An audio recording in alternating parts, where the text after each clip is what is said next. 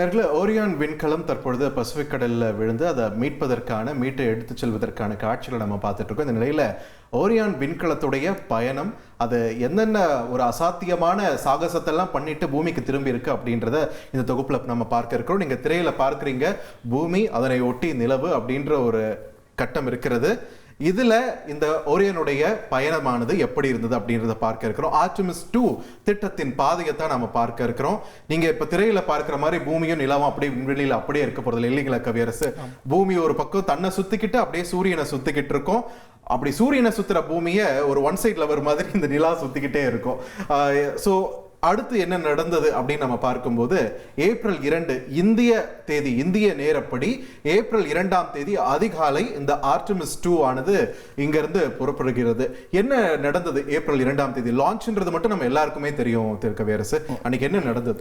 ஆக்சுவலா இந்த ஏப்ரல் 2 வந்து கரெக்டா வந்து புளோரிடா மாநிலத்திலேருந்து லான்ச் பண்றாங்க. இந்த லான்ச் ஆனது கிட்டத்தட்ட பார்த்தீங்கன்னா நம்ம 4 அஸ்ட்ரோநாட்டையும் இதை கேரி ஓவர் பண்ணிட்டு போகுது. இதில் குறிப்பாக நம்ம பார்த்தோம்னு வச்சுங்களேன், first stage, second stage, third stage, 4 ஸ்டேஜாக பிரிக்கிறாங்க. இந்த 4 ஸ்டேஜுமே படிப்படியாக விண்வெளி வீரர்களை அவங்கள 400 கிலோமீட்டர்ஸ் இனிஷியலாக சொல்லுவோம், பார்க்கிங் ஆர்பிட் அப்படிங்கிற மாதிரி சொல்லுவோம், அந்த தொலைவுக்கு கூப்பிட்டு போகிற நிகழ்வு தான் நடந்தது. இதில் பார்த்தீங்கன்னா பெரிய சாலிட் மோட்டர் யூஸ் பண்ணியிருப்பாங்க. தொடர்ந்து சென்டரில் இருக்கிறது லிக்யூட் டேங்க், அது வந்து நல்ல த்ரஸ்ட் கொடுக்குற ஒரு டேங்க்கு. இதோடைய ஒரு ஸ்டேஜ் முடியும் போதும் ஒரு ஸ்டேஜை வந்து நம்ம பிரித்து விடுவோம். ஏன்னா எம்டி வெயிட் எப்போதுமே ஸ்பேஸுக்கு வந்து ஆகாது, அது ஒன்று பிரித்து விடுவாங்க. அதுதான் இங்கே நடக்குது. இந்த 1, 2, 3, 4 நீங்க கோடிட்டு காட்டியிருக்கிற இடங்கள் எல்லாமே நம்ம பார்க்குறோம். ஆமாம், இந்த 4 வந்து ரொம்ப முக்கியம். இதில் வந்து ஒரு ஸ்டேஜாக அவங்க வந்து பிரித்து விட்டுக்கிட்டே போவாங்க. இப்படி பிரித்து விடும்போது அதோடைய வேகம் வந்து ரொம்ப அதிகமாகும். இந்த வேகம் தான் நமக்கு எப்போதுமே ரொம்ப முக்கியம். இந்த வேகம் பார்த்தீங்கன்னா வேகத்தை பொறுத்து பூமியை சுத்த போறீங்களா இல்லை பூமியை விட்டு நீங்கள் வெகு தூரம் போறீங்களா அப்படிங்கிற ஒரு விஷயத்தை வந்து இதில் வந்து தொடர்ந்து முன்னெடுப்பாங்க. அந்த நிகழ்வு தான் அந்த 4வது இடம் இருக்குது பார்த்தீங்களா, இதை தான் பெரிஜி பர்ன் அப்படின்னு சொல்லுவோம். அதாவது பூமியோட தொலைவில், வெகு தொலைவில் எந்த இடத்துல இருக்க போகிறோமோ அந்த இடத்துல ஒரு பேர்ன் பண்ணுவாங்க. அது நடந்தால் தான் இந்த 5வது நிகழ்வு நடக்கும். அந்த 5வது நிகழ்வுக்கு அப்புறம் திருப்பி வந்து அவங்க வந்து ஒரு சுற்றிட்டு தான் நம்ம லூனாரை வந்து இவங்க வந்து டேக் கேர் பண்ணுவாங்க. அந்த நிகழ்வு தான் இந்த இதில் வந்து நடக்கும். இந்த தான் அடுத்து இது இந்த 5ல இருந்து அடுத்து எந்த கட்டத்துக்கு போகுதுன்னு பார்க்குறோம். இந்த 6வது ஒரு குரூஷியலான ஒரு மொமெண்டா தான் அது இருக்கு இல்லைங்களா இந்த பயணம்ன்றது? ஆமாம். இந்த 6வது நிகழ்வு அப்போ இன்னும் கொஞ்சம் வேகத்தை கூட்டுவாங்க. நம்ம சந்திரயான்லையே நம்ம மிஷனில் பார்த்துருப்போம் இல்லையா, ஸ்லிங் ஷாட் அப்படின்னு நம்ம சொல்லுவோம். கிட்ட வர அதுக்கு ஒரு சின்ன விசை கொடுத்து அந்த வேகத்தை அதிகரிக்கிறது. ஏன்னா நம்ம இந்த இடத்துல வந்து நிலவை நோக்கி பயணப்பட போகிறோம். நிலவை நோக்கி பயணப்படும் போது பூமியை சுற்றிக்கிட்டு வர வேகத்தை விட அதிகமான வேகம், அதாவது நாங்கள் இன்ஜினியரிங் மார்வலர்ஸில் எங்கள் ஏரோஸ்பேஸில் என்ன சொல்லுவோம்னா எஸ்கேப் வெலாசிட்டி அப்படின்னு ஒன்று சொல்லுவோம். அந்த எஸ்கேப் வெலாசிட்டி அப்படிங்கிறது ஒரு கல்லை கட்டி நீங்கள் எவ்வளோ தூரம் சுற்றிக்கிட்டு ஒரு பர்டிகுலர் வெலாசிட்டி வந்தவொடனே கல்லோடைய டென்ஷன் தாங்காமல் எப்படி விலகி போகுது கல் நம்ம ரப்பர் பேண்டை விட்டு, அதே மாதிரி தான் ஸ்லிங் ஷாட் முறையில் இதை சுற்றி ஒரு பர்டிகுலர் வெலாசிட்டி வரும்போது நிலவை நோக்கி தூக்கி எறிவாங்க. ஸோ அந்த நிகழ்வு தான் இந்த 7வது இடத்துக்கு அப்புறம் நிகழ இருக்குது. ஆமாம். இப்போ அது நடக்கிறதுக்கு தான் இந்த 6வது கட்டமும் 7வது கட்டமும் அவங்க வந்து யூஸ் பண்ணுறாங்க. அடுத்து இந்த பயணம் எப்படி இருக்குதுன்னு பார்க்கலாம். இது அடுத்தடுத்த நாட்கள்ல இந்த 1லிருந்து 6 இந்திய நேரப்படி பார்க்கும்போது 2 7 இந்த பயணத்தை நம்ம பார்த்துட்டு இருக்கோம். சுத்திய மறுபடியும் அந்த 5வது இடத்துக்கே மறுபடியும் இந்த 9வது இடமும் வந்து சேர்ந்திருக்கேன். ஆமா, இதுல வந்து நீங்க குறிப்பா பாத்தீங்கன்னா இந்த 6வதுலேருந்து 7வது வரைக்குமே ஒரு liquid cryogenic propulsion unit use பண்ணியிருப்பாங்க. அது எதற்காகனா இந்த வேகத்தை கூட்டுறதுக்காக. வேகம் கூட்டும்போது நமக்கு நீள்வட்ட பாதை அதிகமாக கிடைக்கும்.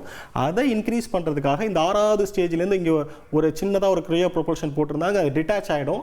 அதற்கப்புறம் இந்த 7வது நிகழ்வு நடக்குது.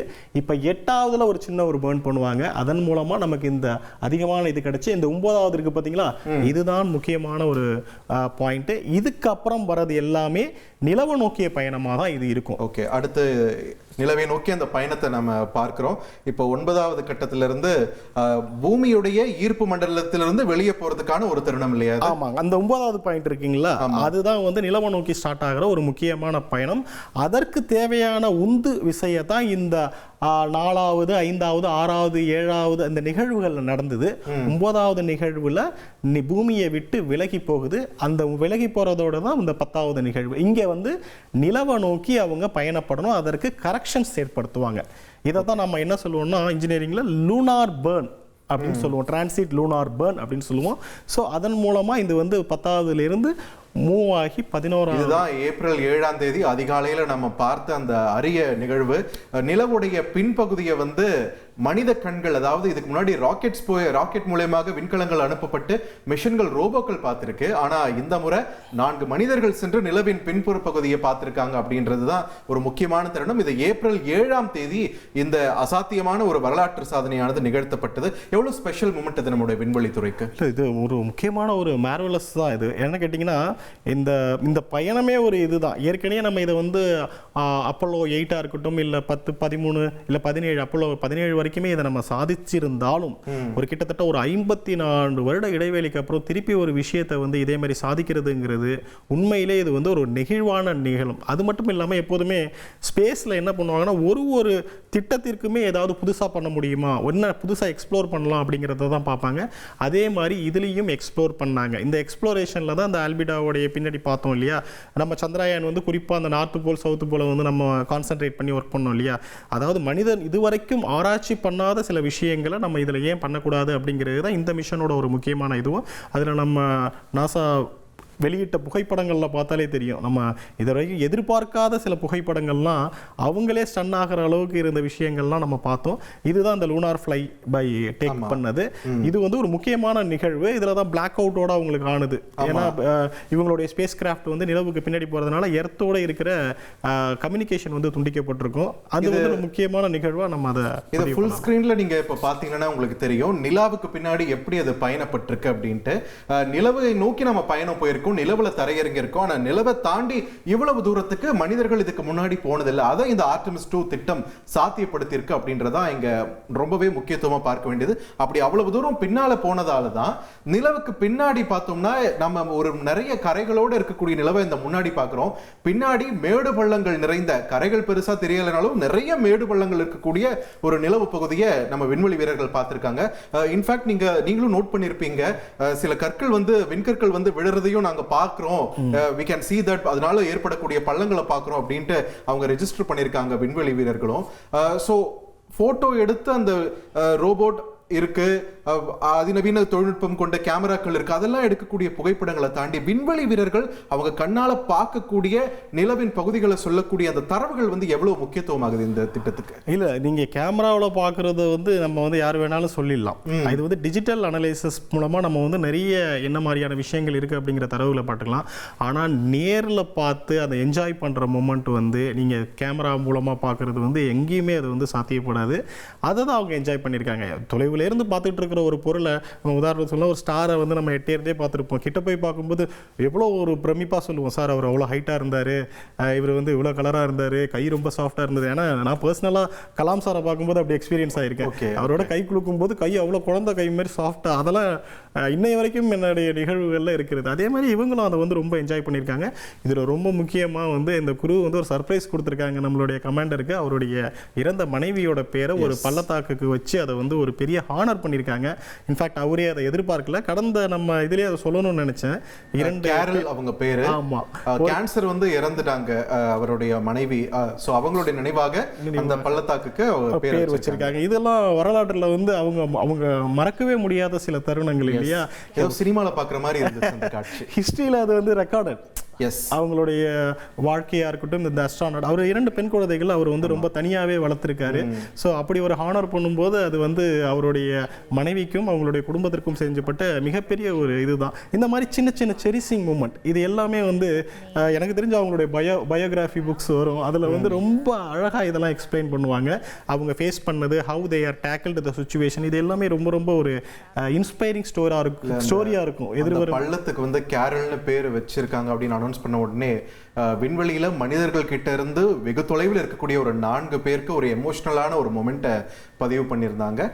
அந்த ஒரு பள்ளத்துக்கு கேரள் அவங்களோட பேர் வச்சிருந்தாங்க. இன்னொரு பள்ளத்துக்கு இந்த மிஷனோட இந்த செல்ல பேர் என்ன, இன்டெகிரிட்டி இல்லைங்களா, இன்டெகிரிட்டின்ற ஒரு பேரையும் வச்சிருக்காங்க. 2 பள்ளங்களுக்கு பேர் வச்சிருக்காங்க. ஆமா, எப்போதுமே இந்த பள்ளத்தாக்குகள் புதுசா ஐடென்டிஃபை பண்ணும்போது அதுக்கு ஒரு நேம் கொடுப்பாங்க. அது எல்லாமே மேத்தமெட்டிக்கல் நேமா இருக்கும். ஃபர்ஸ்ட் எந்த ஆப்ஜெக்ட் கொடுத்தாலும் 001 04 அப்படின்னா அவங்க ஐடென்டிஃபை பண்ணுறதுக்காக கொடுப்பாங்க. நம்ம கூட ஒரு சிவசக்தி பாயிண்ட்னு ஒன்று வச்சோம் இல்லையா, இது எல்லாமே ஒரு வரலாற்றில் ஒரு முக்கியமான தருணங்கள். அதே மாதிரி இந்த கேரல் பள்ளத்தாக்கு கண்டுபிடிச்சதும் ஒரு எமோஷனல் டச், அதுதானே ஹியூமனிட்டிங்கிறது அதுதான்.